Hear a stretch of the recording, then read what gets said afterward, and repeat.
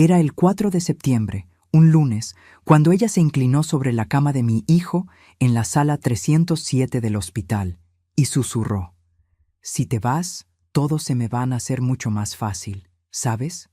No te preocupes por nada, yo me encargo de todo, incluso de tu madre». No grité. No corrí hacia ella. Apreté más fuerte la correa de su bolso entre mis dedos, respiré hondo y clavé los ojos en el monitor que marcaba los latidos de mi hijo en coma. Lo que ella no sabía era que, apenas 48 horas después, a las 9:00 de la mañana de un miércoles, yo estaría sentada frente a un comisario, viendo en sus monitores las imágenes que cambiarían para siempre el destino de todos nosotros. El pasillo olía a desinfectante barato mezclado con café recalentado. La luz blanca de los tubos fluorescentes volvía la piel de la gente casi gris. Se oía el zumbido del aire acondicionado, el pitido de las máquinas y de vez en cuando los pasos apresurados de una enfermera con sus suelas de goma sobre el suelo encerado. Sentía el frío del metal de la silla subirme por las piernas, mientras mis manos arrugadas se pegaban al cuero suave del bolso de mi nuera, como si sudaran por dentro. Tenía un regusto amargo en la boca, mezcla de café de máquina y horas sin comer. Cada vez que alguien abría la puerta del cuarto 307, un golpe de aire más frío y olor a alcohol me daba en la cara. Y cada vez mi corazón saltaba, esperando un «señora», su hijo, que no llegaba. No esa noche. No después de 3 días y 12 horas de coma. Recuerdo claramente que cuando me entregó el bolso, lo hizo sin mirarme a los ojos, como si quisiera apartarse de lo que realmente estaba sucediendo. A las 6:52 se acercó en el pasillo, celular pegado a la oreja, hablando en voz baja pero apurada. «Patricia, sostén mi bolso un momento, ¿sí? No te muevas de aquí», murmuró sin esperar respuesta. Sus dedos con uñas color vino rozaron mis nudillos resecos. Su perfume a jazmín caro chocaba con el olor a cloro del hospital. Asentí en silencio. No pregunté a dónde iba. Llevaba 3 días aprendiendo a no hacer preguntas, solo a contar segundos. Ese bolso no era solo un objeto caro, era un secreto. Y mis manos, las mismas que habían lavado la ropa de mi hijo con jabón en barra durante años, estaban sosteniendo, sin saberlo, el hilo que desharía la vida que yo creía entender. A las 7:10, una enfermera joven salió del cuarto, cerrando la puerta despacio. A través de la pared, el bip constante del monitor sonaba como un metrónomo marcando el tiempo que nos quedaba. Mis dedos empezaron a hormiguear, no de miedo todavía, sino de esa sensación de estar en el lugar correcto en el momento equivocado, o al revés. Y 17 días hacia adelante, sin saberlo, la justicia se estaba preparando. Lo peor de esa noche no fue la máquina ni el silencio. Fue la frase que ella susurró creyendo que nadie la escuchaba. A las 7:18, cuando volvió, ya sin el celular en la mano, se inclinó sobre él, apartó un mechón de pelo de su frente con una delicadeza exagerada y murmuró en ese tono meloso de cuando alguien la mira: «Mi amor, si te vas, todo se me va a hacer mucho más fácil, ¿sabes? No te preocupes por nada, yo me encargo de todo, incluso de tu madre». No lloré, no le dije nada. Me tragué el nudo en la garganta, sintiendo cómo el aire frío me raspaba por dentro. Por fuera, mantuve la espalda recta y la cara tranquila, como me enseñó mi abuela. La dignidad no se negocia, sobre todo cuando alguien quiere verte rota. Solo horas más tarde, en el baño de visitas del 2º piso, me permití apoyar la cabeza en la puerta y soltar 3 lágrimas rápidas y silenciosas, mezcladas con olor a lejía y polvo mojado. Volvamos a ese lunes. Para entender cómo llegué a sostener el bolso de mi nuera en ese pasillo helado, esperando que mi hijo respirara por sí mismo, tenemos que ir unos años atrás, al 12 de noviembre, a las 5:27 de la tarde, en la cocina de mi casa, cuando la vi cruzar la puerta por primera vez. Mi hijo entró primero, con esa sonrisa medio cansada de quien trabaja demasiadas horas por poca plata. Camisa arrugada, corbata floja, olor a colectivo y oficina. Detrás, ella. Tacones altos, vestido ajustado color vino, cartera pequeña. Su perfume llegó antes que su voz. Dulce, elegante, ajeno a mi cocina de comida, detergente barato y café de filtro. «Ma, te presento a Laura», dijo mi hijo bajando la mirada un segundo, como si intuyera que algo iba a cambiar. Ella sonrió, pero solo de un lado de la boca. «Buenas tardes, señora Patricia», dijo, alzando apenas el mentón. Sus ojos recorrieron la cocina, paredes con humedad, mesa rayada, sillas desparejadas, fotos amarillentas en la heladera. Noté esa mirada y la guardé. «Pasa, hija, siéntate», respondí. Le ofrecí la silla más firme. Me limpié las manos en el delantal y le serví un plato humeante. Ella lo miró, inclinó la cabeza y llegó el primer golpe. Suave. «Ah, qué casero todo. Se nota que usted hace lo que puede». Fue agresión envuelta en papel de regalo. Mi hijo no lo notó o fingió no notarlo. Yo sonreí corto. «Una hace lo que puede con lo que tiene», contesté. Por dentro sentí un pinchazo, como un corte de papel. Duele, pero casi no sangra. Todavía. Lo peor fue que mi hijo, que me conocía mejor que nadie, no levantó la vista para defenderme. Se sirvió pan y cambió de tema. Cada vez que ella atacaba, mi hijo se quedaba en silencio, como si su voz no importara. Con el tiempo, la agresión verbal se hizo más clara. 1 año y 2 meses después, el 20 de enero, en su cumpleaños 32, en el living de su departamento, llegaron los primeros empujones emocionales. Estábamos de pie, vasos de plástico con gaseosa, cumbia suave en el televisor, olor a empanadas mezclado con aerosol, brisa marina. Yo le había regalado una camisa sencilla, de algodón, comprada en oferta, en 2 cuotas de mi jubilación. Ella le regaló primero una billetera carísima de marca italiana, anunciándolo en voz alta. «No sabes lo que me costó encontrarla, pero tú te la mereces», le susurró. Todo brillaba. Cuando él abrió mi regalo, sonrió de verdad. «Gracias, ma, me encanta».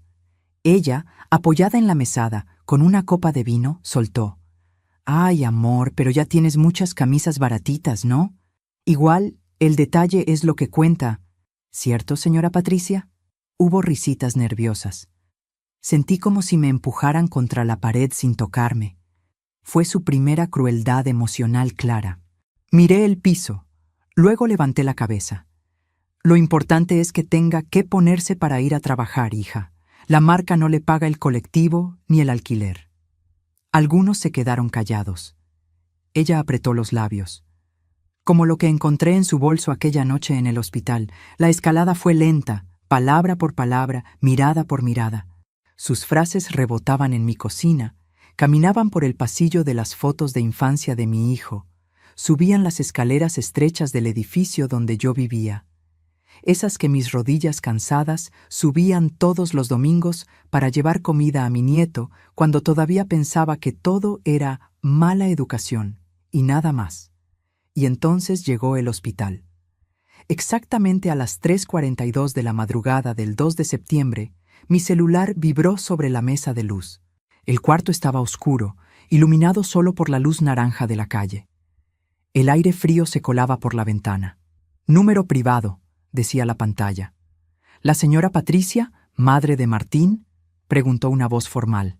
«Su hijo tuvo un accidente. Está en terapia intensiva. Tiene que venir ya». Me tragué el grito. Me vestí con lo primero, agarré mi bolso de tela y salí a la calle helada, con sabor metálico de miedo en la lengua. Esperé el colectivo de las 4:05 contando monedas bajo la luz amarillenta. No sabía que ese llamado era el inicio de la peor noche de mi vida y del fin del disfraz perfecto de mi nuera. Cuando el doctor terminó de explicarme la situación de mi hijo esa madrugada del 2 de septiembre, sentí que el mundo se encogía en una sola palabra: coma. Estaba de pie, con los pies fríos en mis zapatos gastados, mientras Laura se sentaba en una silla del pasillo, cuidando que su falda cara no se arrugara. Él hablaba de probabilidades y horas críticas. Ella miraba su reloj brillante, comprado en $.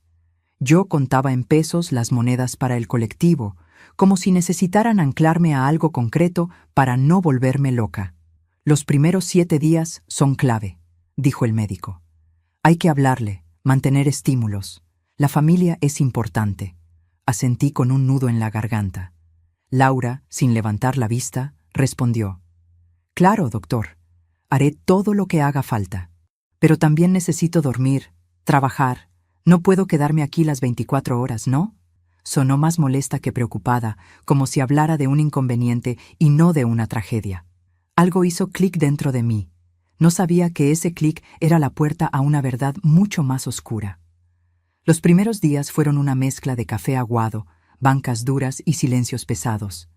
Pasillo, sala, baño, otra vez pasillo. La mañana del 2 de septiembre, sentada en una silla de plástico verde, vi llegar a Laura con una bolsa de tienda cara, gafas de sol, cabello perfecto y una blusa de seda que contrastaba con mi remera descolorida. «Pasé por casa a ducharme», dijo. «La vida sigue, Patricia». Dejó su bolso caro sobre mis rodillas y sacó una revista brillante. «Necesito distraerme un poco, si no me voy a volver loca». Mientras mis ojos se fijaban en las manos flacas de mi hijo detrás del vidrio, el contraste me atravesó. Su vida hecha de apariencias. La mía, de objetos viejos llenos de recuerdos. La de él, reducida a cables y un monitor. A las 11:07, una enfermera me invitó a entrar. Laura dijo que prefería quedarse afuera, que el olor a hospital le revolvía el estómago. Me acerqué a la cama, sentí el olor de alcohol y medicamentos. Le tomé la mano, fría pero no muerta. «Martín, soy yo, tu madre. Estoy aquí. Yo aguanto, como siempre», le susurré. No sabía si me escuchaba, pero necesitaba decirlo. Lo que no sabía era que, después de mis palabras, alguien más también le hablaría, y sus frases serían veneno. El 4 de septiembre todo empezó a acelerar hacia ese susurro de las 7:18 de la noche que ya conoces. Para entender por qué fue más que crueldad, hay que ir a 6 meses antes del accidente, el 14 de marzo, en su casa. Yo había ido a cenar, como todos los jueves, con una olla de guiso de lentejas. Sentí el olor a limpiador caro con flores. El piso brillaba, la mesa con platos enormes, copas finas y servilletas dobladas como en restaurante. Laura, con vestido negro ajustado, collar dorado y reloj nuevo, moviéndose segura. Yo, con mi blusa de algodón azul remendada en el hombro. Dejé la olla sobre la mesada de mármol claro. El metal caliente contra el mármol frío hizo un golpe seco. «Cuidado, Patricia. Esa mesada es carísima. Si se mancha no sé cómo vamos a hacer», dijo, sin mirarme. No sonaba preocupada, sino reprochando. Mientras limpiaba, vi una carpeta abierta, documentos, números, sellos. Alcancé a leer la palabra «seguro» varias veces y el nombre de mi hijo antes de que ella cerrara de golpe. «Cosas del trabajo de Martín. No te preocupes», dijo demasiado rápido. No insistí, pero la duda se me pegó a la lengua. La conversación continuó, pero en mi mente algo seguía resonando. «Cuando Martín reciba su aumento, podremos hacer cosas que siempre hemos soñado». En su tono había algo más que optimismo. Mi hijo sonrió, pero su mirada se desvió un segundo. Una sombra le cruzó los ojos. «¿Estás bien, hijo?», pregunté. «Sí, ma, solo cansado», respondió, apretando la mandíbula. Hoy sé que esos papeles no eran del trabajo, y que ese cansancio no era solo físico, era moral. Otra noche, el 28 de mayo, me llamó desde el balcón, con el viento colándose en el micrófono.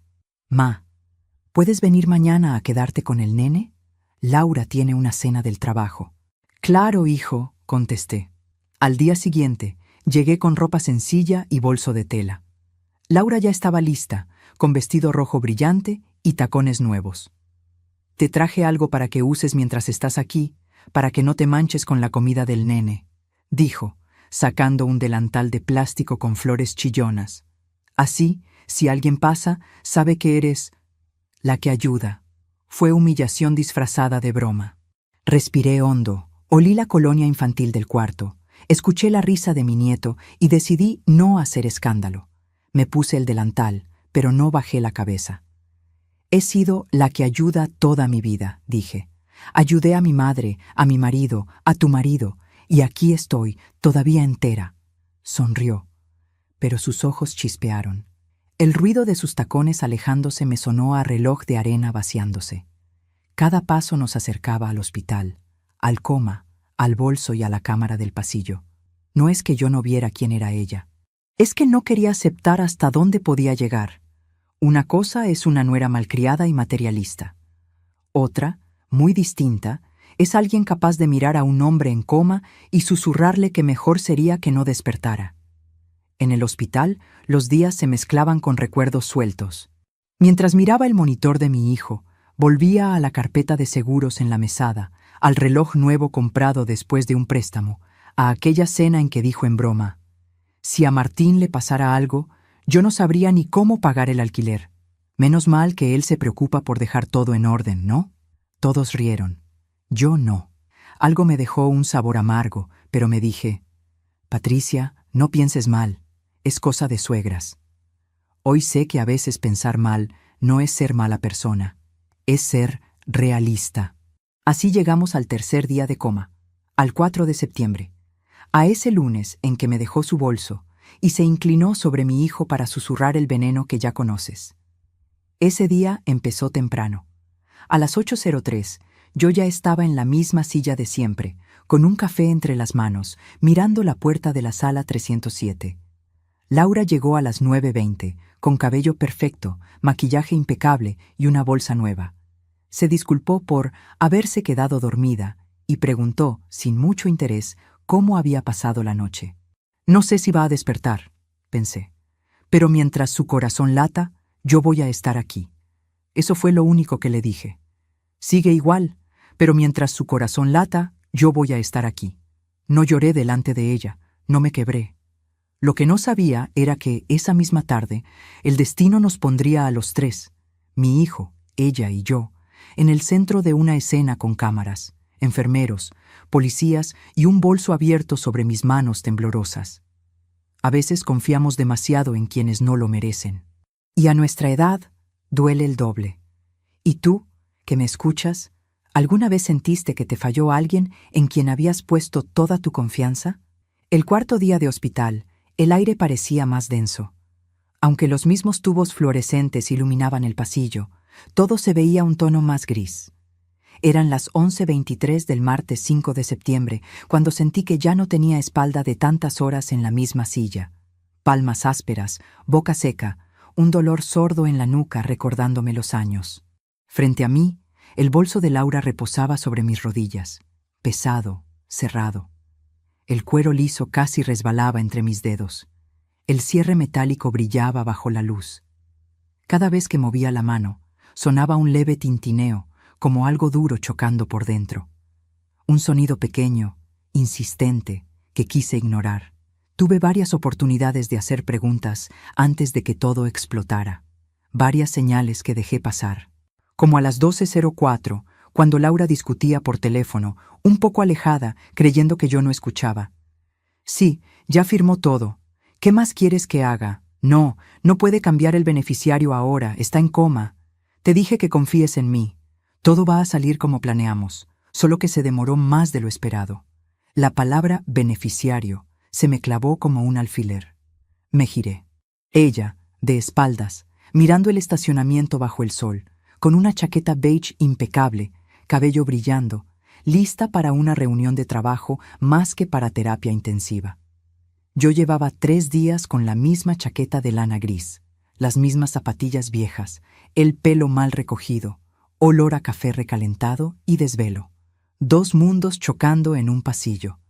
Podría haber preguntado, ¿qué planeaste, Laura? No lo hice. Me quedé mirando el bolso y ese tintineo. No sabía que era una pista más que decidía no ver. A las 14:17, un enfermero de barba incipiente se acercó con una carpeta. Vamos a hacerle unos estudios nuevos a su hijo. Puede bajar a comer algo. No puede seguir así. Sentí el estómago vacío protestar. Miré el reloj. 14:18. Miré a Laura. Revisaba el celular. Ve tú, Patricia. Yo me quedo. Cualquier cosa, te llamo. Una parte de mí quiso creer que era amor. Otra susurró, no la dejes sola. Ganó la primera. Bajé a la cafetería. El olor a comida recalentada y café viejo me golpeó. Compré un sándwich y un café. La miga estaba seca, el café hirviendo. Miré el reloj. 14:26. No pasaron ni 6 minutos, pero parecieron siglos. A las 14:32 dejé el sándwich a medias y subí de nuevo, con el café aún caliente en la mano. El pasillo estaba extrañamente silencioso. El zumbido del aire acondicionado y el pitido de las máquinas sonaban más fuerte. El olor a desinfectante era casi agresivo. Entonces la vi. Laura, de pie junto a la cama de Martín, dentro de la sala 307. A través del vidrio, la vi inclinarse muy cerca de él. Sus labios se movían, pero no oía nada. En el techo, a unos metros, un punto negro. La cámara de seguridad, con una luz roja mínima parpadeando como un ojo. Apoyé la mano en la pared fría, acercando el oído al vidrio. El vaso tembló. Un poco de café hirviendo me quemó los dedos, pero no solté un quejido. Si te vas, todo se arregla, ¿lo entiendes? La escuché por fin, muy bajito. No te preocupes por tu madre, yo me encargo. Ya firmaste todo, ya está hecho. No era solo crueldad, era frialdad, cálculo. Lo que no sabía era que esas palabras ya estaban siendo registradas por ese pequeño ojo rojo. La cámara del pasillo tenía un ángulo justo hacia la puerta entreabierta de la sala. Sin querer, ella misma dejaba grabado el inicio de su caída. A las 15:05, cuando me atreví a entrar, ella ya estaba junto a la ventana, mirando afuera. «Ah, ya volviste. Tu hijo está igual, no reacciona», dijo. Me acerqué a la cama. El olor a medicamentos era más fuerte. Le tomé la mano a Martín, tibia. «Aquí estoy, hijo. No estás solo», susurré. Laura miró el reloj. «Tengo que hacer unas llamadas. Voy al pasillo. Si viene el médico, me avisas». Dejó el bolso en la silla junto a la cama y se fue. Empecé a notar más señales. Demasiadas casualidades. A las 16:20 la vi a través de la ventana del fondo hablando con un hombre que no conocía. Traje sin corbata, maletín negro. Ella le entregó unos papeles, él los revisó, asintió, se los devolvió. Luego ella sacó algo del bolso y se lo mostró. Él hizo una mueca de preocupación. Yo solo vi la escena de lejos, con un cosquilleo en los dedos. El cuerpo ya sabía cosas que mi mente no quería aceptar. A las 18:47, mientras afuera empezaba a oscurecer, Laura se acercó con el bolso en la mano. «Patricia, necesito bajar al coche. Se me quedó un documento. ¿Te quedas con mi bolso? No quiero llevarlo por todos lados». Lo apoyó en mis rodillas antes de que respondiera. El cuero estaba tibio, impregnado de su perfume. «Claro», dije como siempre. Ella se alejó, tac, tac, tac, hasta perderse en el ascensor. Miré el reloj, 18:49. El pasillo quedó casi vacío. El bolso pesaba demasiado. No sabía que esa sería una de las últimas veces que diría «claro», sin pensar. Lo que había dentro iba a cambiarlo todo. Pero la palabra «seguro» regresó. Beneficiario, planeamos, firmó todo. En el fondo, ya intuía qué podía encontrar, no el detalle, pero sí la intención. Y aún así, me resistí. Dignidad bajo fuego, Patricia. No te rebajes a revisar un bolso ajeno. El tiempo seguía.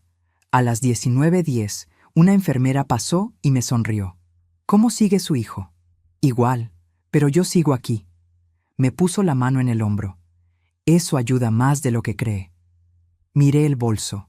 El bolso parecía mirarme. A las 19:14, el enfermero de barba que ya me había advertido antes, apareció apurado. «Señora Patricia, necesitamos que baje a recepción por un tema del seguro».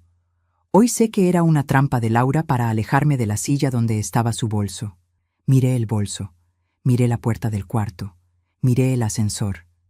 Él respiraba agitado, como si realmente tuviera prisa. El tiempo, que yo llevaba días contando en minutos y segundos, se me hizo nudo en la garganta. No sabía que esa caminata hacia recepción no solo me pondría frente a documentos sospechosos, sino que me dejaría, justo durante unos minutos, lejos del lugar exacto donde la cámara del pasillo registraría algo que después vería una y otra vez, frente a la policía, al comisario y a mí misma, preguntándome cuándo mi vida se había convertido en una película de suspenso. La primera vez que bajé a recepción por un problema con el seguro fue a las 19:19 de ese martes 5 de septiembre. Miré el reloj encima del mostrador justo cuando el fluorescente parpadeó y todo se vio un poco más oscuro. El sonido del ascensor, el murmullo de otras familias y el tecleo de la recepcionista eran un ruido lejano. Solo pensaba, ¿qué firma mía podía faltar si yo nunca había firmado nada? Me acerqué al mostrador. La recepcionista, una mujer de unos 40 años, con gafas y el cabello recogido, me miró con cansancio rutinario. «Soy Patricia, la madre de Martín Ríos, el paciente de la sala 307», dije. Tecleó, frunció el ceño. «Aquí no figura ningún papel pendiente suyo. Todo lo del seguro fue firmado por el paciente y por su esposa hace semanas».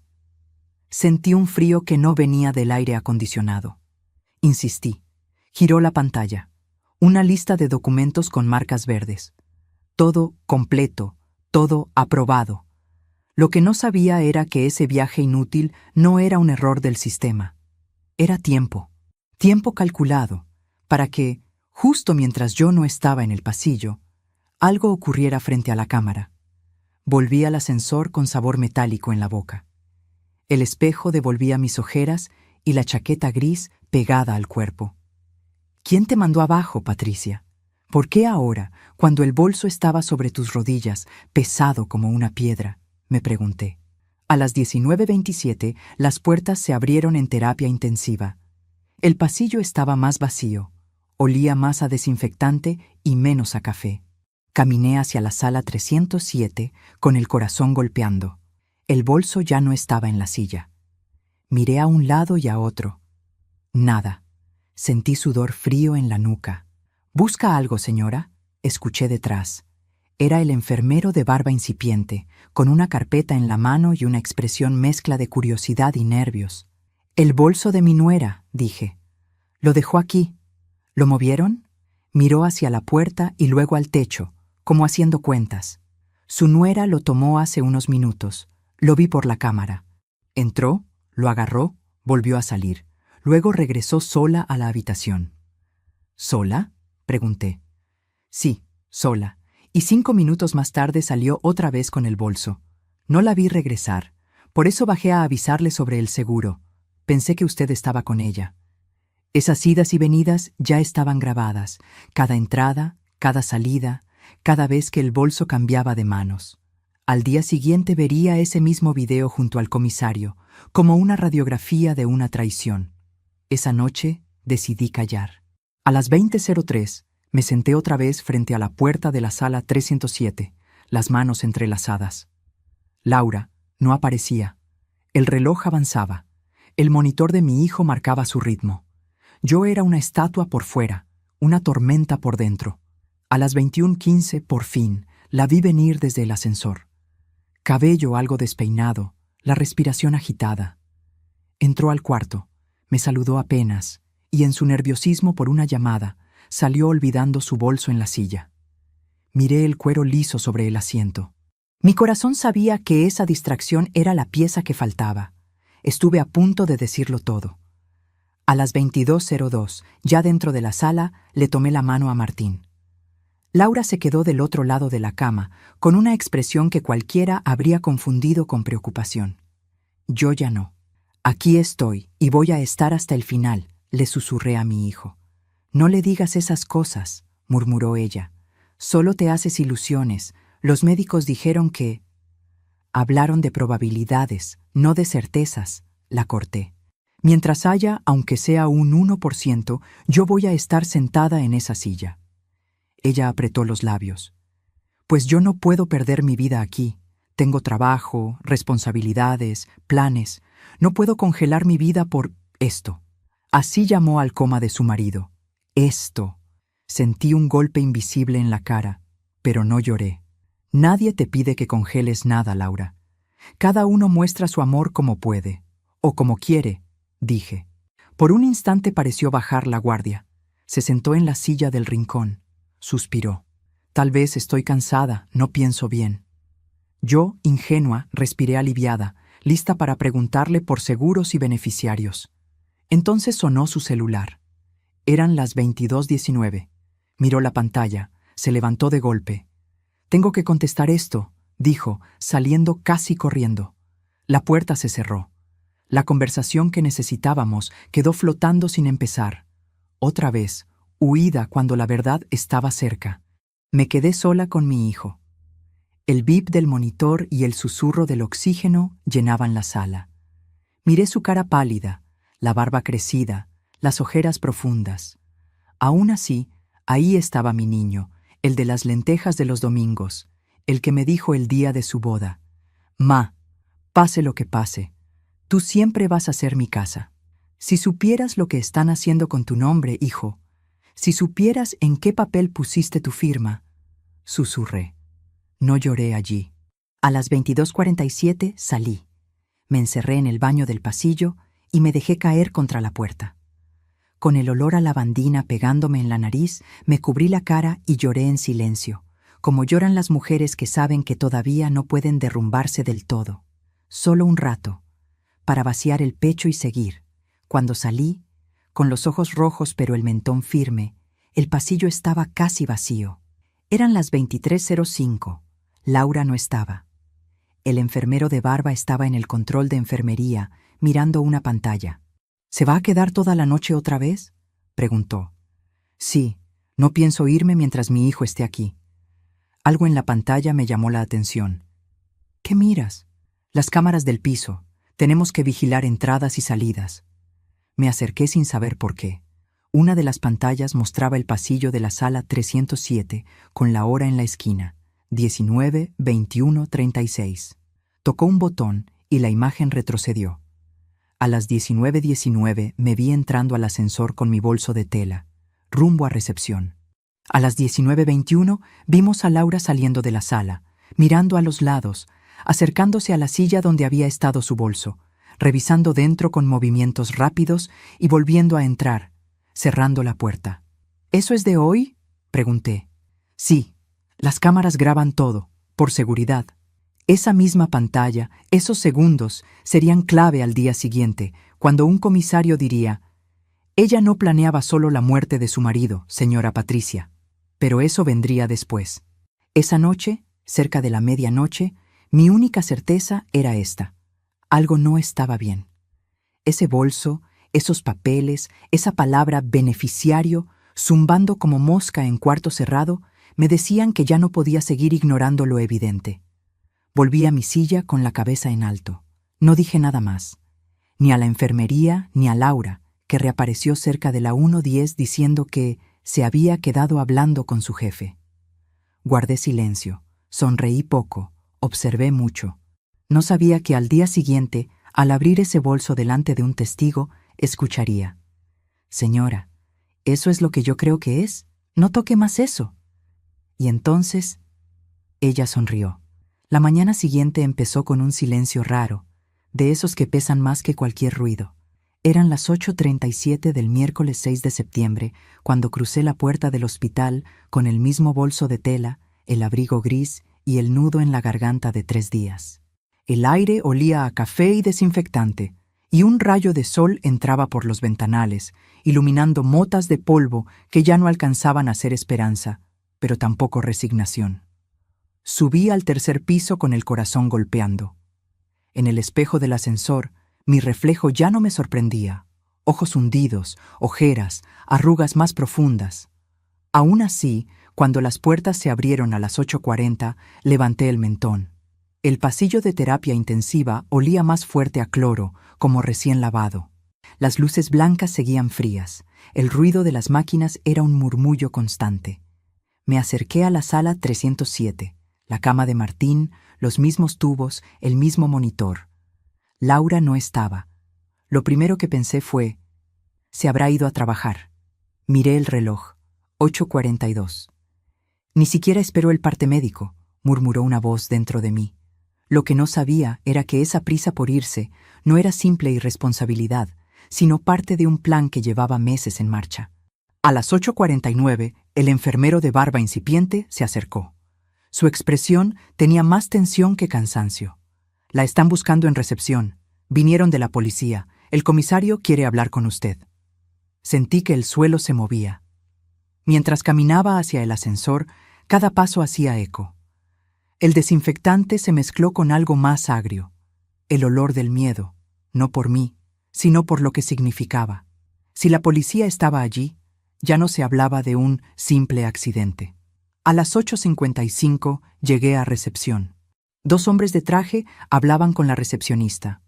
Uno, de unos 50 y tantos, con cabello entrecano y una carpeta negra, se giró cuando le señalaron mi dirección. ¿La señora Patricia Ríos? Sí, soy la madre de Martín. Se presentó como el comisario Delgado. Necesitamos que nos acompañe a una sala más privada. Es sobre su hijo y sobre su nuera. La palabra nuera me atravesó como un cuchillo frío. Entramos a una pequeña sala de reuniones, con mesa rectangular, 4 sillas y una pantalla en la pared. Olía a papel, café viejo y aire acondicionado. A las 8:59, el comisario abrió la carpeta, pero miró la pantalla. Antes de hablar, quiero que vea algo. Su asistente conectó un dispositivo y apareció un ángulo conocido. El pasillo de terapia intensiva del 3er piso. La hora marcaba 19:19:04. Me vi a mí misma, pequeña, encorvada, caminando hacia el ascensor con mi bolso de tela. Adelantó unos segundos. A las 19:21:10, la cámara enfocó la entrada de la sala 307. Laura salió sola con el bolso en el brazo.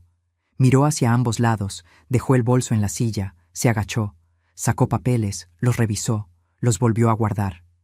Su rostro tenía una tensión extraña. A las 19:22:30 entró otra vez. La puerta quedó entornada.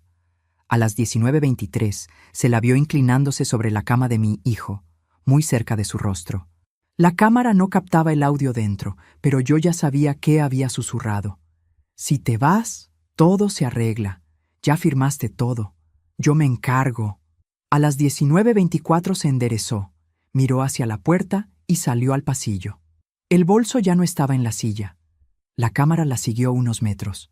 Se alejaba rápido hacia el ascensor, el bolso apretado contra el cuerpo.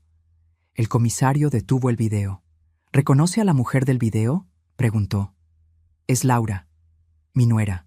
Ayer por la noche, una enfermera reportó algo raro en los registros de medicación de su hijo, explicó. Y un enfermero mencionó ciertas frases. Por protocolo, revisamos las cámaras. Lo que vimos nos obligó a intervenir. Ese bolso es el que usted sostuvo un rato, ¿cierto? Asentí. Me lo dejó sobre las rodillas varias veces. Él cruzó las manos. Ese bolso está ahora mismo en nuestro poder. Antes de abrirlo formalmente, quisimos que usted estuviera presente. Pero necesito preguntarle con sinceridad, ¿en algún momento lo abrió? Recordé el peso sobre mis piernas, el tintineo, el brillo del cierre a las 18:57, el cosquilleo en los dedos, la voz de mi madre diciendo, no toques lo ajeno, y otra voz susurrando, abre, Patricia. No, respondí. Lo pensé, pero no lo hice. No quise ser una ladrona en medio de todo esto. Él me miró con una mezcla de respeto y tristeza. Entiendo, pero lo que había allí dentro, ojalá alguien lo hubiera visto antes. Su asistente colocó sobre la mesa una bolsa de evidencia transparente.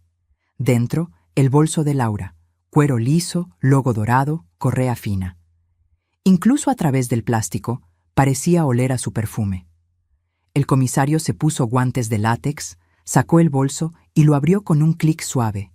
Sacó una billetera cara, un estuche de maquillaje, un llavero. Luego, un sobre blanco con el nombre de mi hijo escrito con su letra.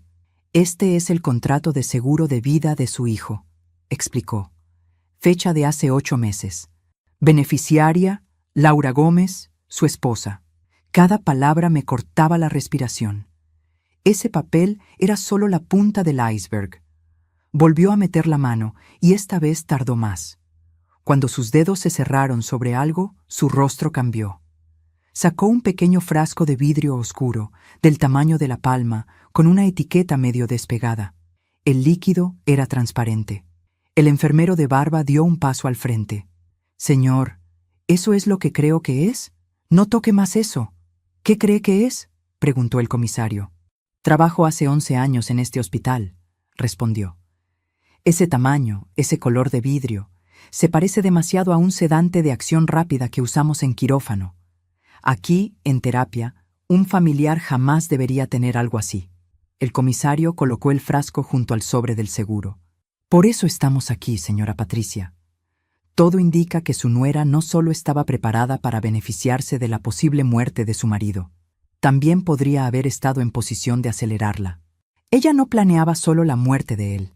Planeaba lo que venía después, el dinero, la libertad, una vida sin cargas. Las paredes parecieron cerrarse. Me aferré a la mesa. ¿Y mi hijo? ¿Qué significa esto para él? Por ahora, que vamos a aumentar la vigilancia, dijo. El equipo médico ya fue informado. Nadie que no sea personal autorizado se acercará a su medicación. Pediremos análisis específicos para detectar sustancias extrañas. Y vamos a citar a su nuera para interrogarla en cuanto llegue. Mientras tanto, en otro lugar de la ciudad, a las 9:12, Laura atendía una llamada que la citaría en la comisaría para aclarar unos detalles del seguro, sin imaginar que el video, el frasco y el bolso ya habían hablado por ella. El comisario me miró con humanidad. Sé que es mucho. Sé que duele pensar que alguien tan cercano pudo planear algo así. Pero usted ha estado aquí todos estos días, firme. La vamos a necesitar igual de fuerte. Yo solo quería tirarme al piso y gritar, pero no lo hice. ¿Puedo volver con mi hijo?, pregunté. Por supuesto. Y por favor, si recuerda cualquier detalle, algo que haya dicho o hecho, fechas, horarios, escríbalo. Todo puede ser importante.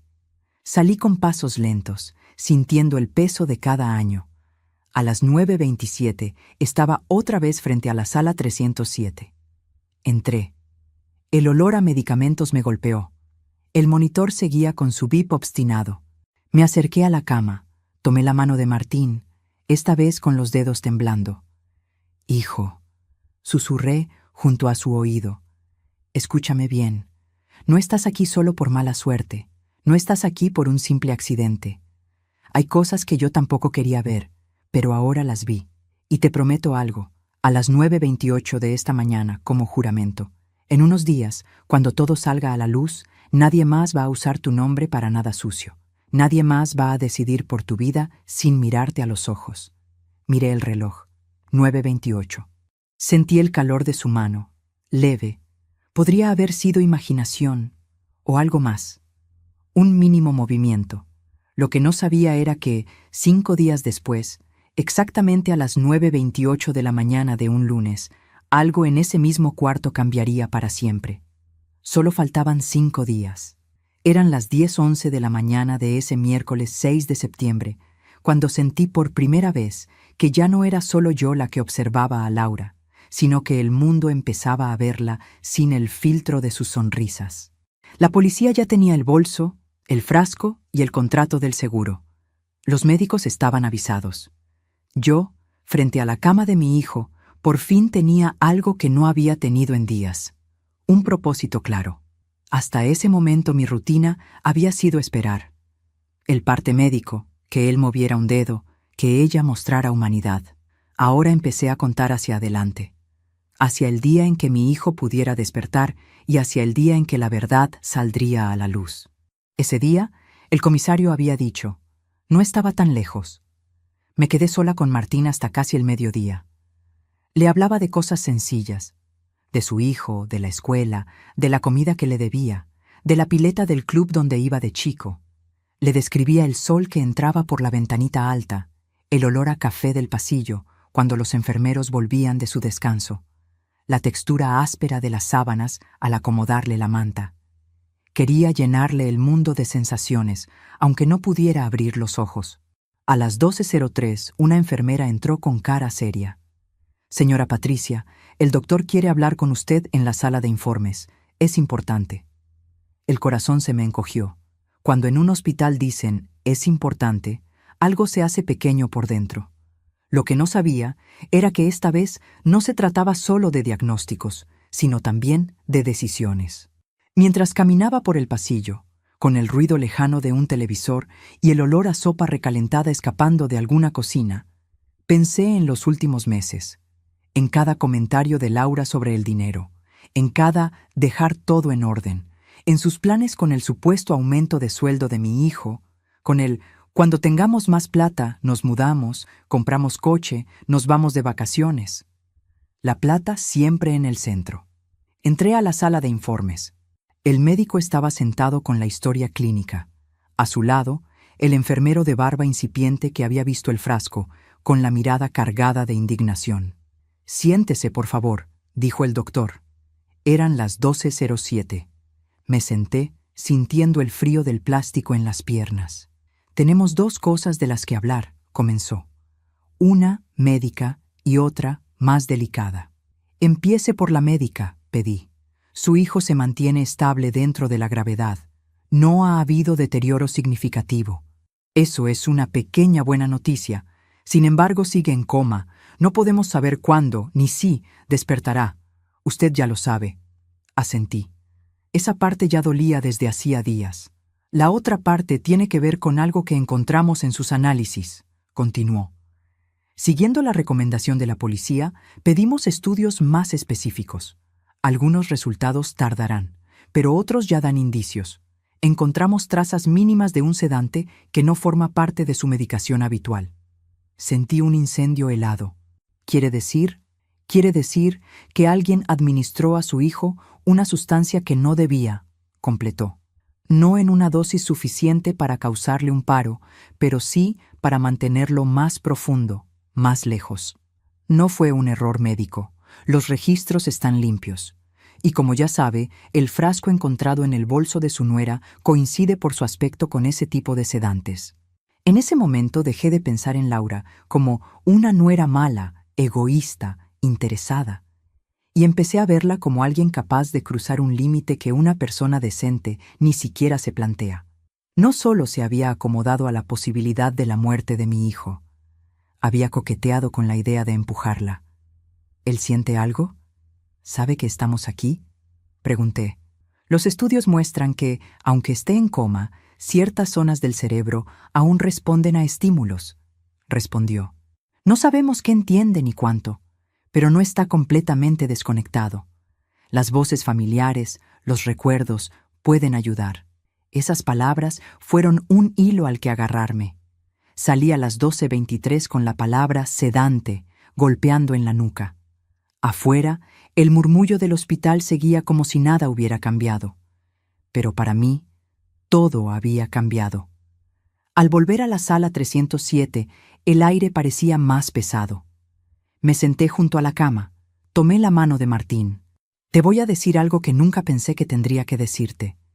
Te están haciendo daño, hijo. No los médicos. Alguien que tenía que cuidarte. Alguien a quien le diste tu firma, tu confianza, tu vida. Pero también te digo esto. No voy a dejar que termine como ella quería.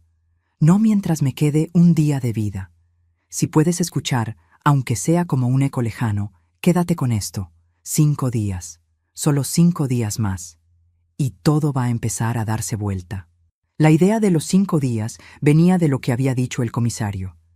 Necesitamos entre 3 y 5 días para tener resultados, órdenes judiciales y testimonios. Ese será el momento de actuar. Yo lo agarré como quien agarra una tabla en medio del mar. Desde entonces, el tiempo dejó de ser un dolor lento y se convirtió en una cuenta regresiva.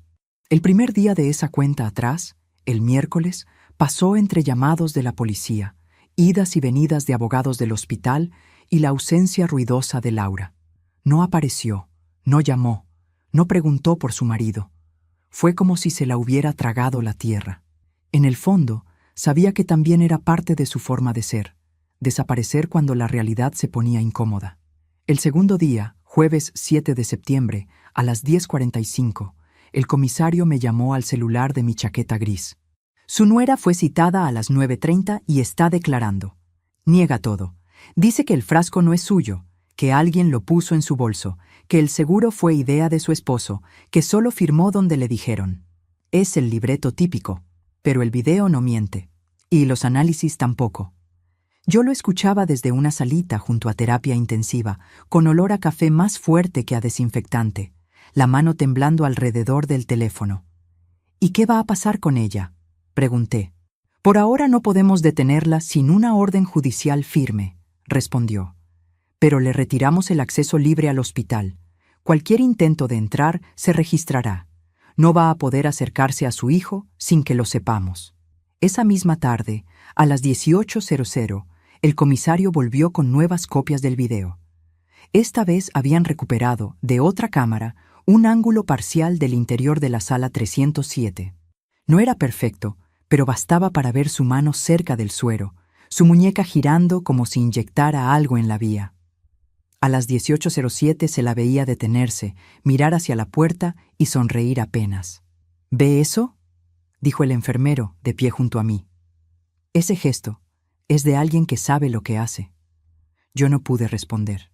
Tenía la boca seca, solo escuchaba el bip del monitor y un zumbido en la cabeza. Todo esto será parte de la causa, añadió el comisario. Cuando terminen los 5 días, tendremos más que suficiente para que un juez entienda que esto no fue casualidad, que hubo intención. Su nuera no planeaba solo la muerte de su marido, planeaba quedarse con el dinero y rehacer su vida como si nada. Pero ya no. Mientras la policía reunía pruebas y los médicos ajustaban medicaciones, algo empezaba a moverse también del lado de mi hijo.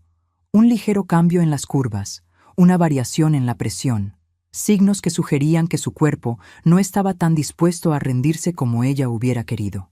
El viernes 8 de septiembre, a las 9:02, una enfermera entró con una sonrisa que hacía días no veía. «Hoy sus reflejos están un poco más fuertes», dijo, revisando pupilas y manos. «No queremos crear falsas esperanzas, pero algo se está moviendo». «Te lo dije, Martín», susurré. «Solo 5 días, aguanta». Faltaban 3.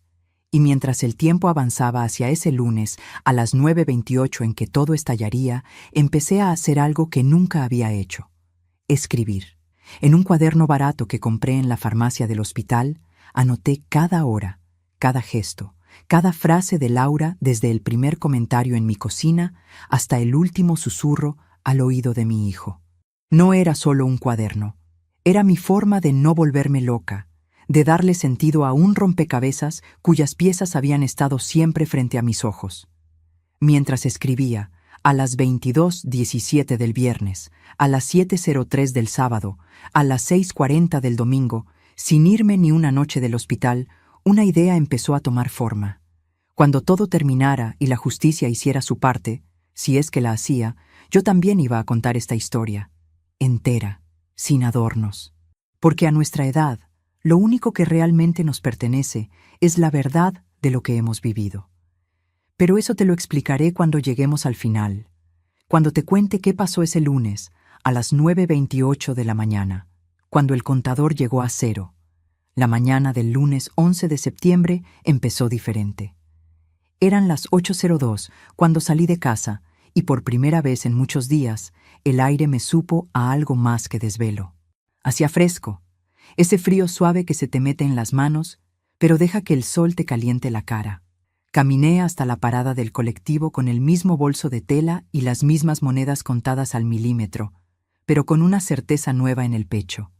Hoy era el día. Se cumplían esos 5 días que le había prometido susurrando al oído de mi hijo. En el colectivo, el ruido del motor y las conversaciones ajenas eran un murmullo.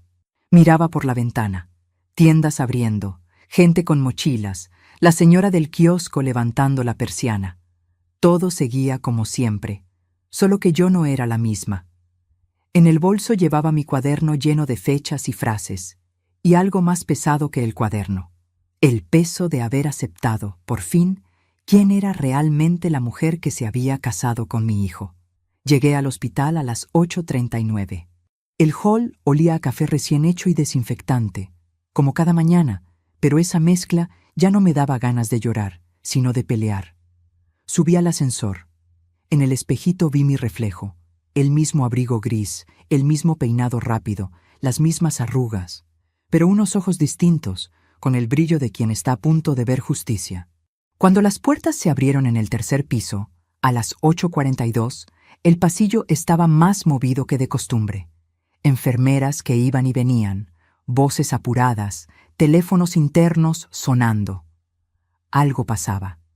Me acerqué a la sala 307 con el corazón en la boca. A través del vidrio vi al médico revisando las máquinas y a una enfermera moviendo ligeramente el cuerpo de Martín. Por un segundo pensé que algo había ido mal, pero entonces lo vi. Fue un gesto mínimo. A las 8:44, mientras el médico hablaba con la enfermera, los dedos de la mano derecha de mi hijo se movieron. Primero un temblor casi imperceptible, luego un intento de cerrar la mano. Sentí que el mundo se detenía. Entré en la sala sin esperar permiso. «Señora Patricia, espere», dijo el médico, pero al ver mi cara se apartó. Me acerqué, tomé la mano de Martín, estaba más cálida. Sus párpados temblaban. «Martín», susurré. «Soy yo, es lunes, son las 8:45. Te dije que solo faltaban 5 días, ¿te acuerdas? Bueno, ya pasaron». La enfermera miró al médico. «¿Vio eso?» Otra vez. Movió los dedos. Él asintió con una pequeña sonrisa. «Los reflejos están más fuertes. Es un buen signo. No sabemos cuánto tardará en despertar, pero está respondiendo mejor». Lo que no sabía era que, en otro lugar de la ciudad, exactamente a las 8:45, Laura estaba sentada frente a un escritorio en la comisaría con el comisario Delgado al otro lado, repasando el video, el frasco y el contrato del seguro. Poco después, a las 9:10, firmaría la notificación formal de que estaba siendo investigada por intento de homicidio. En la sala 307, el tiempo empezó a medirse en milímetros. Cada pequeño movimiento de dedos, cada temblor de párpados, cada respiración más profunda era un pedacito de aire que yo recuperaba. El bip del monitor sonaba como un tambor de batalla. A las 9:21, el enfermero de barba incipiente entró con una carpeta y me miró con una mezcla de cansancio y orgullo. «Señora Patricia, el comisario viene para acá en unos minutos. A las 9:30 quiere hablar con usted y también quiere ver a su hijo». «¿Verlo?», pregunté. «Sí. Dice que este caso ya no es solo un expediente. Es una vida». Esa frase se me grabó para siempre. A las 9:27, el pasillo se volvió más ruidoso. Pasos firmes, voces bajas, el crujido de una carpeta. El comisario apareció en la puerta de la sala 307 justo a las 9:28. Recuerdo la hora porque miré el reloj instintivamente. Era el mismo horario del juramento que le había hecho a mi hijo días antes. «¿Puedo pasar un momento?», preguntó. «Pase, por favor. Él también tiene derecho a saber que no está solo en esto». Se acercó a la cama. Miró a Martín con una mezcla de seriedad y humanidad. «Su hijo es joven», dijo. «Y, por lo que hemos visto, trabajador, responsable, de los que se matan por darle una vida mejor a los demás. No se merece lo que pasó, y usted tampoco». Apreté más fuerte la mano de Martín. «¿Qué pasó con Laura?», pregunté. «Está declarando nuevamente», respondió. «Las pruebas son contundentes. El video muestra sus movimientos junto al suero. El frasco con restos del sedante estaba en su bolso. Los análisis de su hijo coinciden con la sustancia. Y el contrato del seguro, con ella como única beneficiaria, firmado pocos meses antes del accidente, completa un cuadro muy claro para iniciar un proceso serio. Hoy mismo, a primera hora de la tarde, el juez va a decidir una medida cautelar. Lo más probable es que salga de aquí directa a una celda de detención preventiva». Sentí alivio y tristeza a la vez.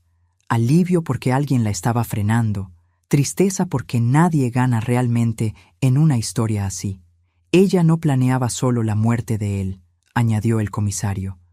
«Planeaba borrar a todos los que le recordaran su falta, incluso a usted. Hay llamadas donde habla de sacar a la suegra del medio después, para que no molestara con preguntas». Esas palabras fueron un golpe en el estómago. Sacarme del medio, como si yo fuera una caja vieja.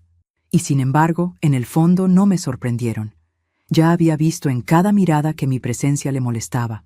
El comisario se quedó un rato más con el médico. Yo volví a mi tarea, a hablarle a mi hijo, pero esta vez con otro tono. «Martín», le dije, sintiendo sus dedos moverse apenas, «quiero que escuches bien. Tú confiaste en alguien que no lo merecía. Firmaste papeles sin leer, diste acceso a tu cuenta, a tus seguros, a tu casa. Lo hiciste por amor, por costumbre, por cansancio. No te culpo. Pero a partir de hoy, te prometo que nadie va a usar tu nombre sin que estés consciente para decir que sí o que no. Nadie va a afirmar nada por ti, porque si sales de esta, y creo que sí vas a salir, vas a aprender como yo, que el amor no se demuestra afirmando todo a ciegas, sino estando, cuidando y diciendo la verdad, aunque duela. Mientras hablaba, el cuerpo de mi hijo libraba su propia batalla bajo la piel. Cada leve cambio en la frecuencia cardíaca, cada mínima respuesta a la luz, era su forma de decir, todavía estoy aquí. A las 10:12, el médico volvió. Movió una luz frente a los ojos de Martín, le apretó la uña, le habló firme. Martín, si me escuchas, intenta mover la mano de tu madre.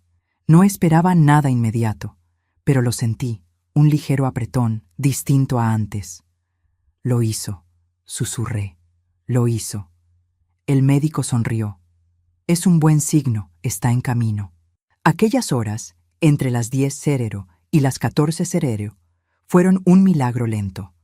No un despertar de película, sino algo más real.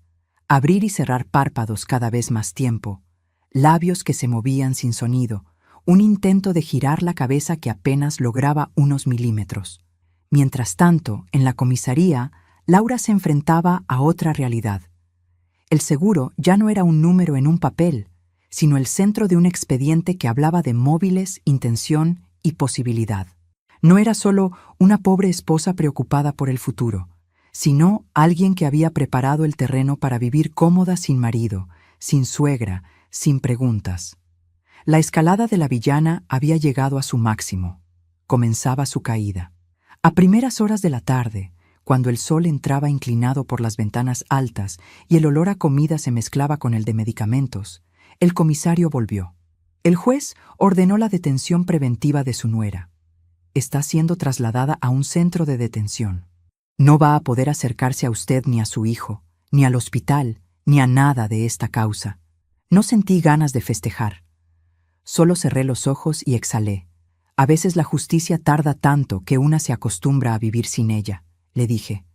A nuestra edad, uno ve tantos casos sin resolver que casi pierde la fe. Pero hoy, aunque no sé cómo va a terminar todo, ni si mi hijo va a despertar del todo, sé esto. Ella no va a seguir teniendo el control de nuestras vidas.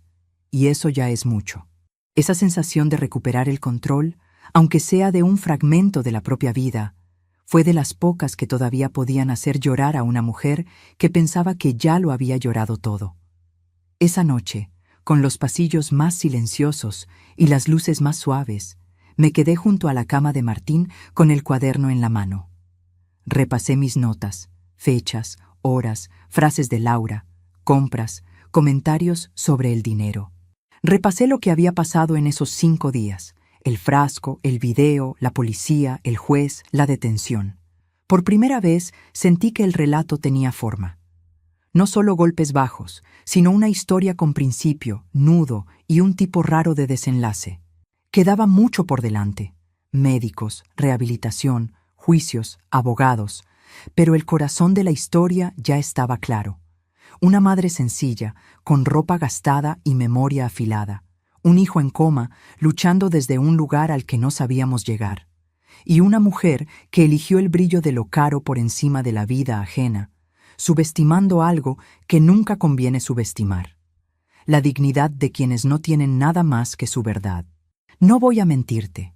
Esa noche del lunes 11 de septiembre, cuando por fin se fueron los médicos, el comisario y las enfermeras, me quedé sola con Martín y sentí algo que no había sentido en años. No era solo cansancio, ni alivio, ni miedo. Era todo junto, envuelto en una pregunta que me golpeaba la cabeza una y otra vez. ¿Y ahora qué hago con todo esto? Eran las 22:31 cuando apagué la luz grande y dejé solo la lámpara pequeña de la esquina, que bañaba la habitación con una claridad suave. El olor a medicamentos se mezclaba con la crema de sus labios. El bip del monitor, más estable, sonaba casi como un arrullo. Afuera, pasos lejanos y algún carro metálico. Dentro, solo nosotros dos. Me levanté despacio, sentí el frío del piso y me acerqué a la ventana pequeña que dejaba ver un pedazo de cielo negro con un par de estrellas tímidas. Apoyé la mano en el marco helado. «Martín», dije, sin girarme, «tengo que confesarte algo que nunca te dije así, de frente. Yo también cometí errores. Vi cosas y miré para otro lado. Elegí el silencio cuando tenía que haber hecho ruido. ¿Te acuerdas de aquel 14 de marzo cuando vi los papeles del seguro en la mesada? Seguí. No los leí. Pude preguntar, pude decir, muéstrame qué firmas. No lo hice.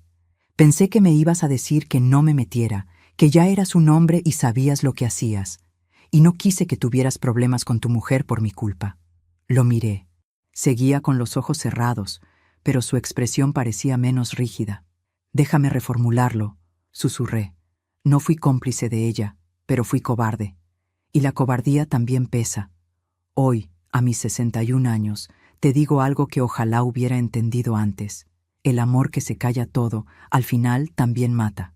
Mata despacio, pero mata». Me senté a su lado, saqué el cuaderno del bolso y lo abrí. Ahí estaban. Fechas, horas, palabras de Laura, gestos, miradas.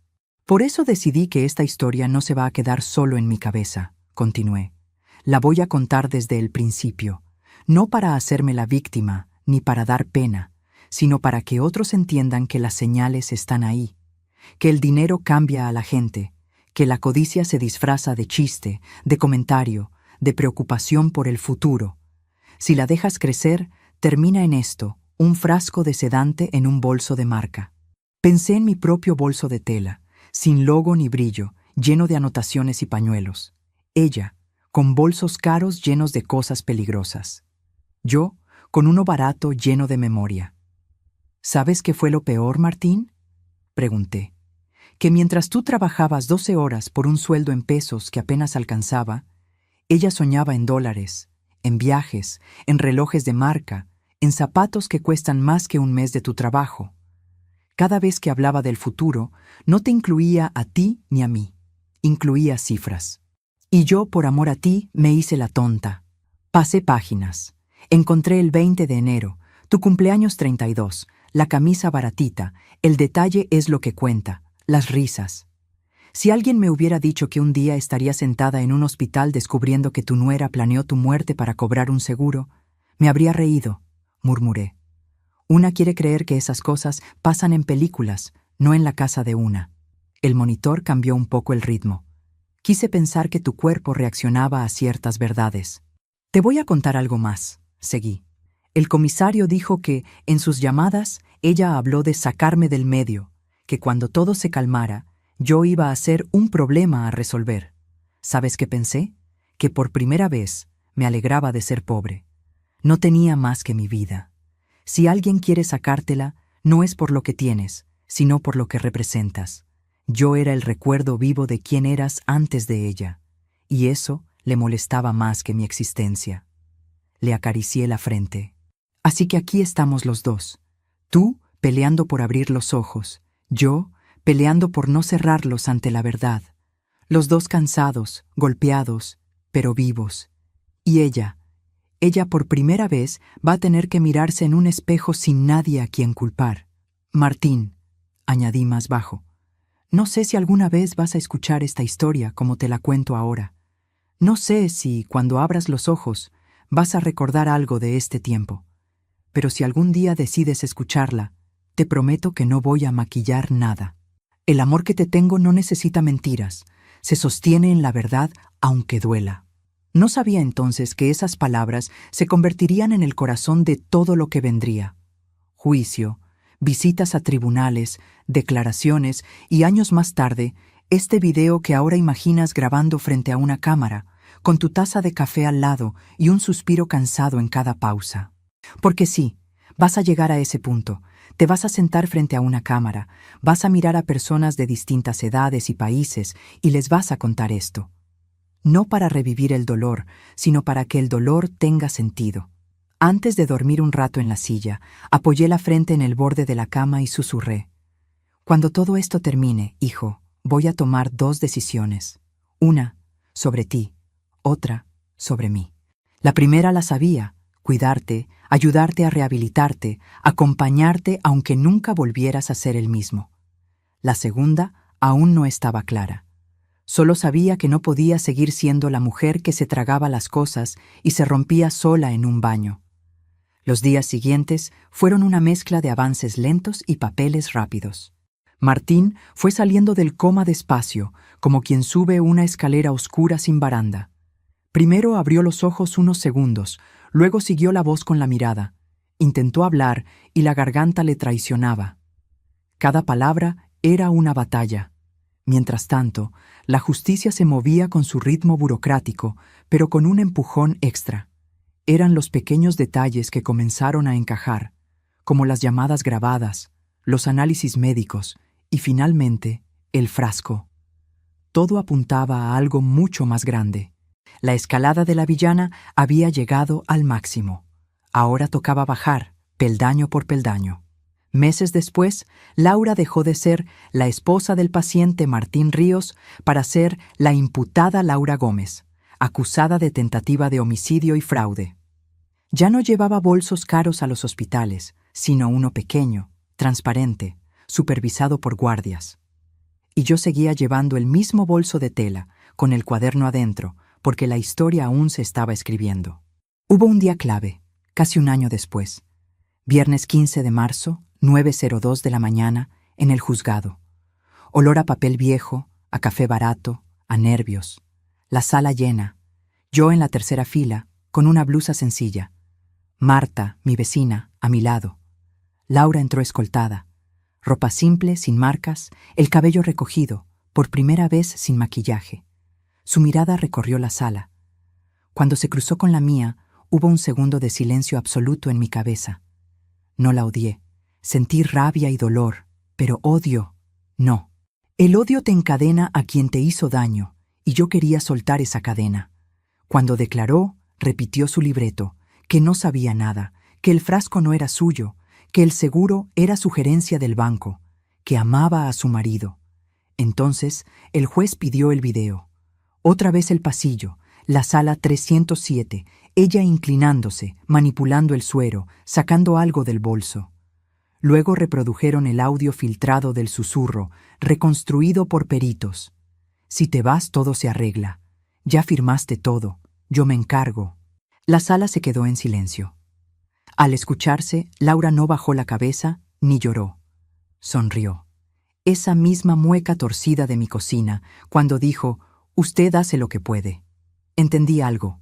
Algunas personas no cambian con el castigo. Cambian escenarios, ropas, palabras, pero por dentro siguen igual. Lo único que cambia es que, con el tiempo, se quedan sin lugares donde esconderse. Cuando me llamaron a declarar, el juez me pidió que contara, con mis palabras, lo vivido desde el primer día. Podría empezar por el accidente, dije, pero parecería que todo empezó ahí, y no es verdad. Empezó el día que mi hijo trajo a Laura a casa, con un comentario sobre mi cocina sencilla, con una sonrisa torcida, con una frase sobre hacer lo que se puede que me pinchó el pecho. Luego siguió con chistes sobre regalos baratos, con humillaciones disfrazadas de broma, con planes donde él siempre trabajaba más y ella siempre soñaba con más cosas. Siguió con documentos sobre una mesa, con seguros firmados sin que yo los viera, con llamadas sobre beneficiarios, con bolsos caros y frascos donde no debían estar. Y empezó a terminar en un hospital, con mi hijo en coma, mientras ella le susurraba que sería mejor que no despertara. Yo no soy abogada, añadí. Lo que sí sé es esto.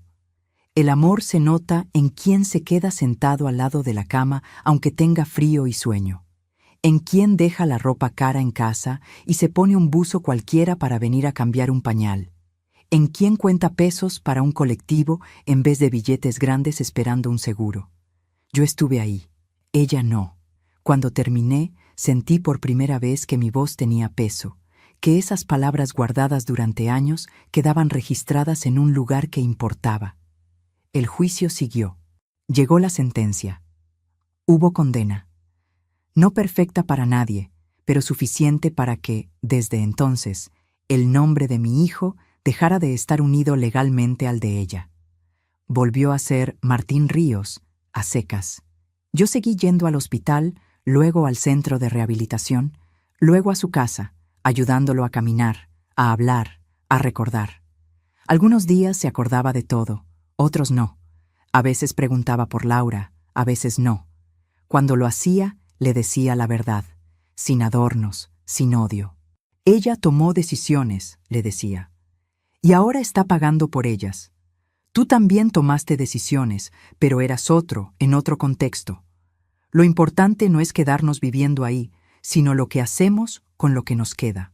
Y lo que nos quedaba era esto: una vida más sencilla, más limitada en unas cosas, más profunda en otras. Menos pesos en el bolsillo, sí, pero más claridad en la cabeza. A veces confiamos demasiado en quienes no lo merecen, y el precio es alto. Pero a veces la vida nos da una segunda oportunidad para hacer algo con esa historia, para que no sea solo un dolor que se repite en silencio, sino una voz que se comparte. Por eso estás aquí, escuchando esto. Porque un día, sentada en la cocina de mi casa, con olor a café y pan tostado, miré mi cuaderno lleno de anotaciones y pensé: si esta historia se queda solo en este cuaderno, es una lástima. Si la cuento, tal vez una mujer de 60, 70, 50 años, o una más joven, vea las señales a tiempo. Y tú, que estás del otro lado de la pantalla, quizás seas esa persona. Abrí la puerta y me golpeó algo que no había sentido en semanas. Olor a hogar, a jabón en polvo, a comida sencilla, a madera vieja. El sol de las 6 entraba por la ventana de la cocina, tiñendo de naranja las cortinas descoloridas. Dejé el bolso de tela sobre la mesa, colgué la chaqueta gris en la silla de siempre y me quedé de pie unos segundos, escuchando el silencio. Ahí me di cuenta de que todo había cambiado. Antes esperaba escuchar la televisión, una olla, el teléfono sonando. Ahora solo estaba yo y el eco de mis pasos sobre el piso gastado. La soledad tiene un sonido peculiar. No es silencio del todo, es como una respiración contenida. Me serví un mate y me senté en la mesa. Abrí el cuaderno y por primera vez en mucho tiempo no escribí. Miré las páginas llenas, los renglones ocupados por una letra que ya mostraba el cansancio. ¿Y ahora?, pensé. La parte del hospital, del frasco, de la policía, del juicio, ya está contada. ¿Qué viene después? El después a veces da más miedo que el durante. Pasaron semanas en una especie de limbo. Martín seguía en rehabilitación, mejorando despacio. Algunos días hablaba con claridad. Otros se quedaba mirando un punto fijo, como si la mente se le fuera a un lugar donde yo no podía alcanzarlo, mezclando fechas y conversaciones. Una tarde, mientras le acomodaba las mantas en la cama del centro de rehabilitación, él me miró fijo y dijo: «Ma, ¿y Laura?». Sabía que esa pregunta iba a llegar. Habíamos hablado del accidente, del coma, de la rehabilitación, del trabajo, pero hasta entonces él había esquivado su nombre. «¿Qué recuerdas tú de ella?», pregunté, sentándome al borde de la cama. Pensó un momento. «Recuerdo que discutíamos mucho», dijo. «Que se enojaba por la plata, que me pedía que trabajara más, que decía que tú eras una carga». Hizo una pausa. «Recuerdo que firmé algo en el banco, un día de lluvia. Ella estaba apurada. Decía que era por si pasaba algo. No me acuerdo de leer todo. Solo firmé. Confié». Sus ojos se llenaron de lágrimas. «¿Qué pasó con ella? Todos hablan, pero nadie me dice todo». Respiré hondo. «Te voy a decir la verdad», respondí. «No toda de golpe, pero la verdad. Laura está presa. La justicia determinó que intentó aprovechar tu accidente y tu estado para avanzar en un plan que ya venía armando». «¿Plan?», repitió. «Sí», dije, sin adornos. «El seguro de vida, el frasco que encontraron en su bolso, tus análisis, el video, todo junto mostró que no solo estaba preparada para beneficiarse si tú morías, sino que estaba dispuesta a empujar un poco más para que eso pasara». Se quedó en silencio, mirando sus manos, los mismos dedos que habían firmado papeles sin leer. Entonces, yo estuve a punto de... «No termines la frase», lo interrumpí, suave pero firme. «Sí, estuviste en riesgo, pero no estás muerto. Estás aquí, y eso cambia todo. Lo demás es parte de una historia que vamos a aprender a dejar en su lugar. Esa conversación fue el primer paso de un proceso de perdón que no iba a ser fácil ni para él ni para mí. Hubo días en que me pregunté si había hecho bien en empujar tanto para que la verdad saliera a la luz. La verdad no solo libera, también duele. A nuestra edad, una se pregunta si no hubiera sido mejor no saber tanto. Pero veía la mano de mi hijo moviéndose en los ejercicios, su esfuerzo por decir gracias al fisioterapeuta, y entendía que sí, que había valido la pena. Al menos ahora, lo que teníamos por delante era una vida basada en hechos, no en mentiras. Un día, la psicóloga del centro, una mujer de voz suave y perfume floral barato, me llamó aparte. Señora Patricia, lo que usted vivió no es solo un caso policial. Es la historia de una vida de sacrificios, silencios y lealtades mal correspondidas. ¿Ha pensado en hablar de esto fuera de aquí? ¿Fuera de aquí? ¿Cómo? ¿Con quién? Con más gente, respondió. Con otras mujeres y hombres de su edad o mayores. Lo que usted cuenta podría ayudar a otros a reconocer señales, a no firmar cosas sin leer, a no dejar que los traten como estorbo cuando ya dieron la vida por los hijos. Me reí, incrédula. ¿Quién va a querer escuchar a una jubilada de 61 años contando sus desgracias? Más gente de la que cree, dijo. Mucha gente mayor está en Internet, ven videos, escuchan historias, necesitan identificarse con alguien de su generación. Usted tiene algo poderoso, una historia real, dura, pero con dignidad. No es solo víctima, es testigo, es protagonista. La palabra protagonista me sonó rara. Siempre había sido la madre de, la esposa de, la suegra de, nunca la protagonista de. Piénselo, insistió. No tiene que decidir hoy, pero anote esta idea en su cuaderno también.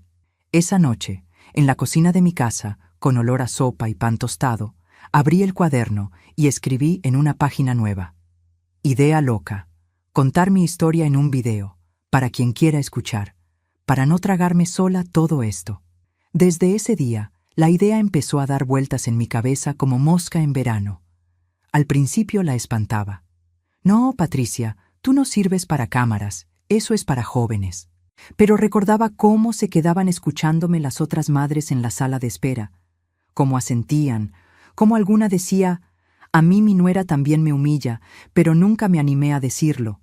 O, mi hijo también firmó cosas sin leer, me da miedo.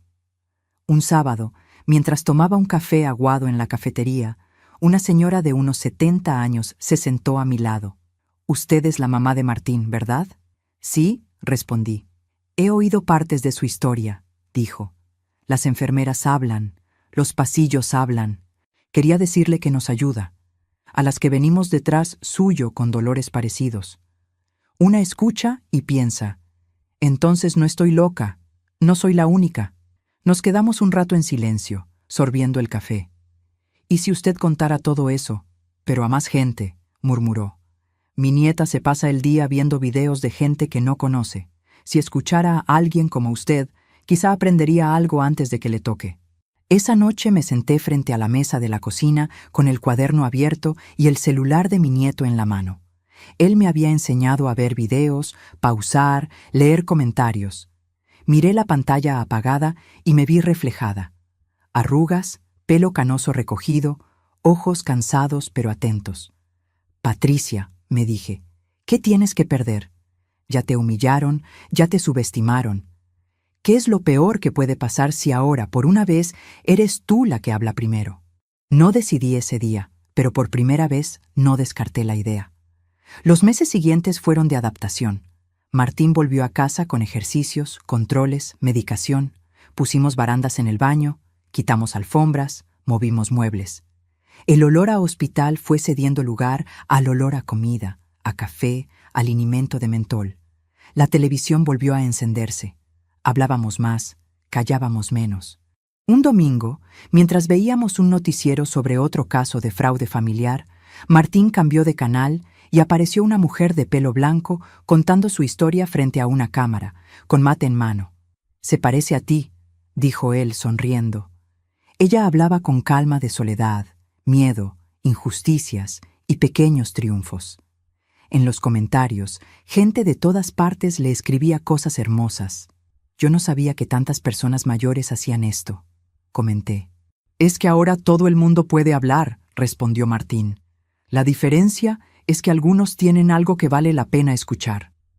Me miró. No hizo falta que dijera más.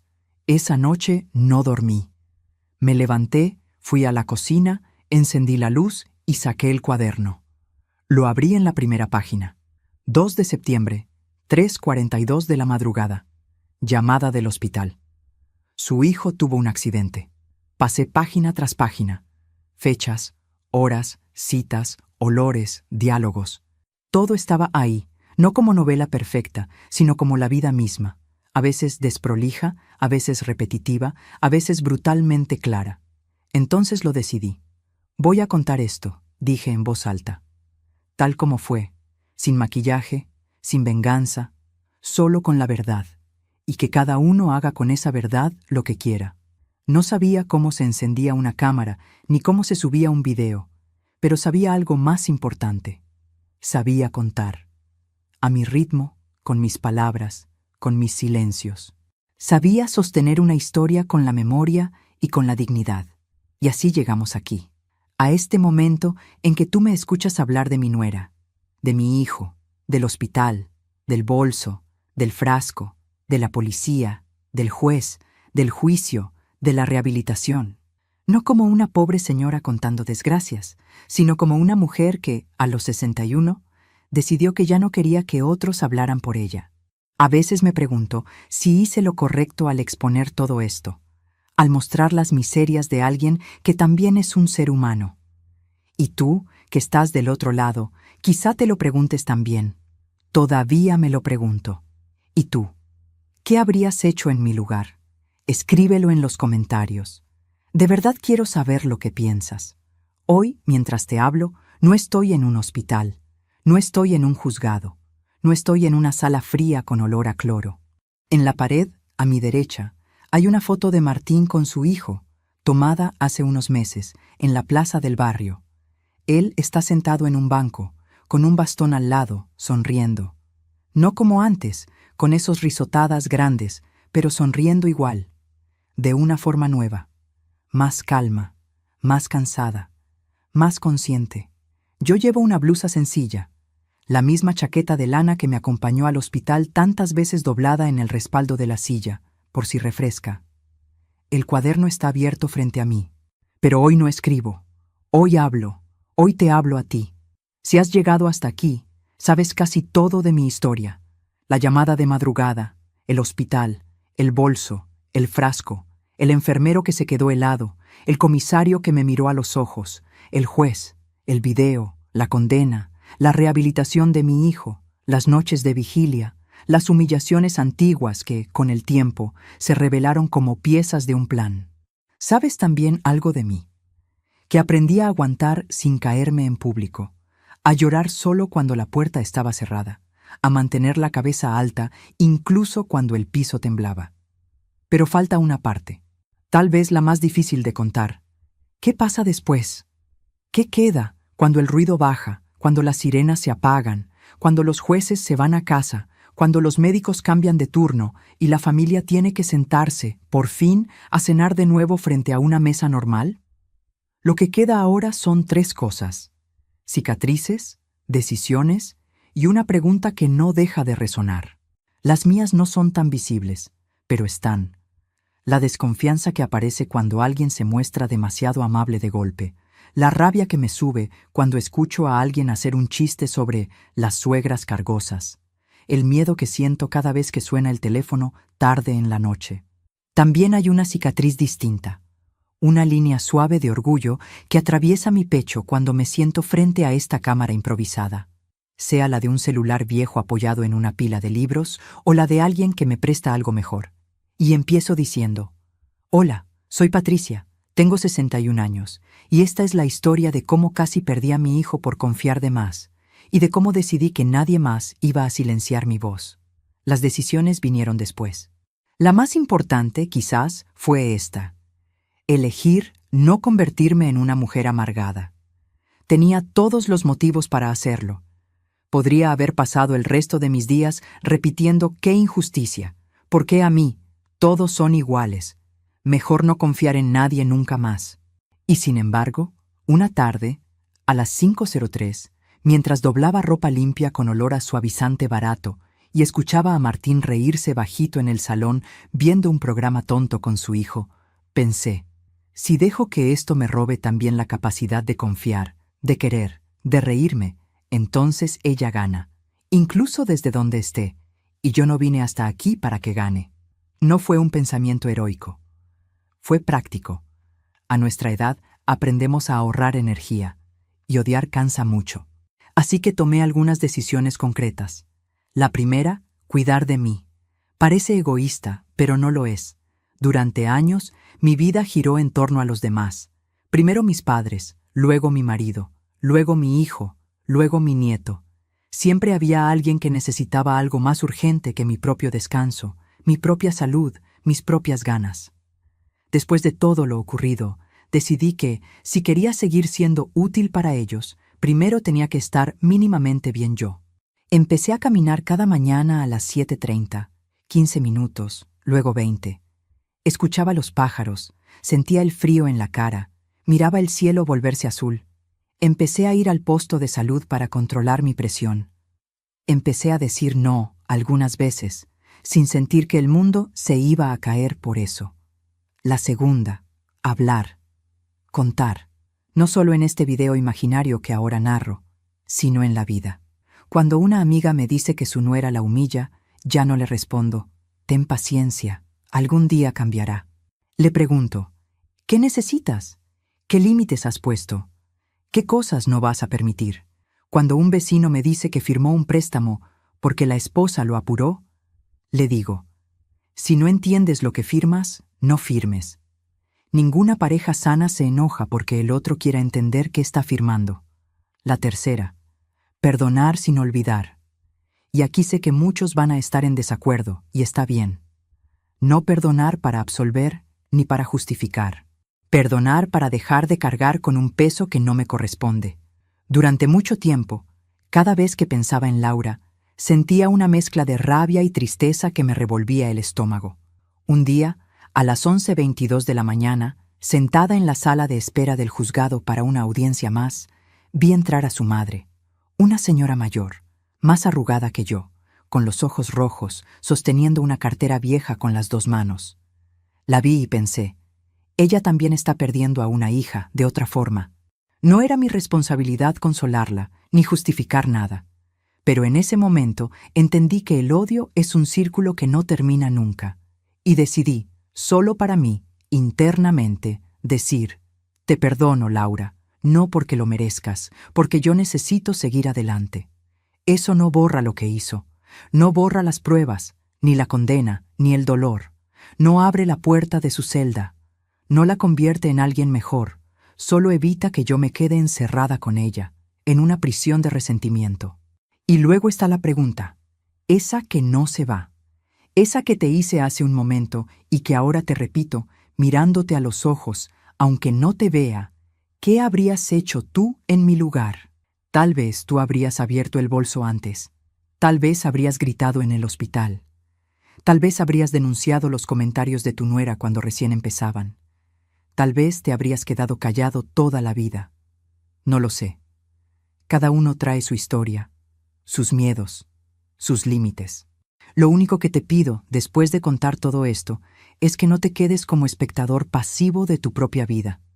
Si algo de lo que te dije te hizo pensar en una situación tuya, en un papel que firmaste sin leer, en un comentario que te dolió y dejaste pasar, en una humillación que tragaste con tal de no hacer problemas, dale una vuelta más.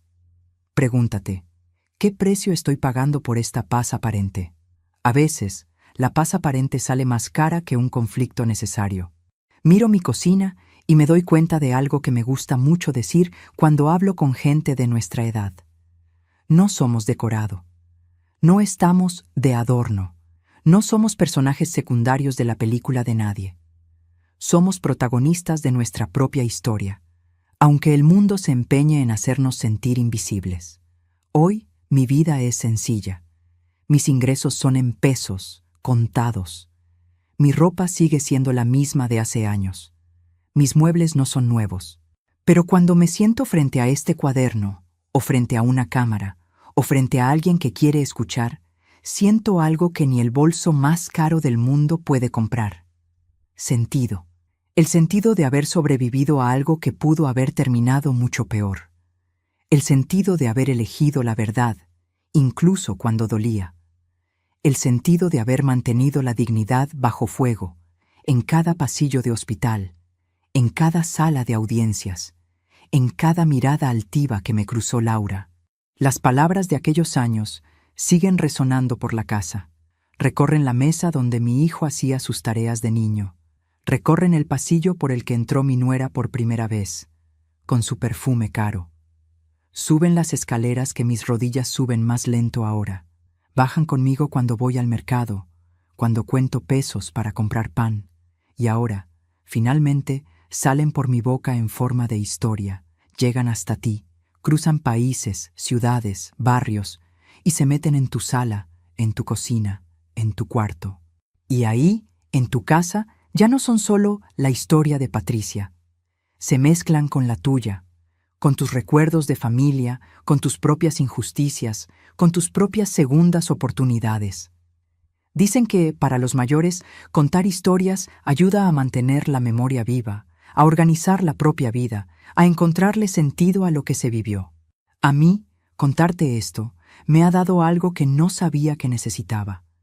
La sensación de que, aunque no pude proteger a mi hijo de todas las decisiones que tomó, sí pude estar ahí cuando más me necesitó. Y que ahora, quizás, puedo estar un poquito también para ti, aunque sea a través de una pantalla. Si esta historia te tocó en algo, haz dos cosas. Una, cuida de ti, de tu salud, de tus papeles, de tus límites. Dos, cuéntale tu historia a alguien, a un hijo, a un nieto, a un amigo, a una cámara. No dejes que tu vida se quede guardada en un cajón como un frasco olvidado en un bolso ajeno. Tus palabras valen. Lo que viviste, vale. Y antes de terminar, te dejo otra vez con esa pregunta que me acompaña desde aquella sala del hospital. ¿Tú qué habrías hecho en mi lugar? ¿Qué vas a hacer a partir de hoy en el tuyo? Si te nace, escribe tu respuesta en los comentarios. De verdad quiero leerte. Saber desde qué ciudad, desde qué país, desde qué pedacito de mundo estás escuchando a esta mujer de 61 años que al final de cuentas solo quiso hacer lo mismo que tú, cuidar a los suyos, encontrar justicia y no perderse a sí misma en el camino. Gracias por quedarte hasta aquí.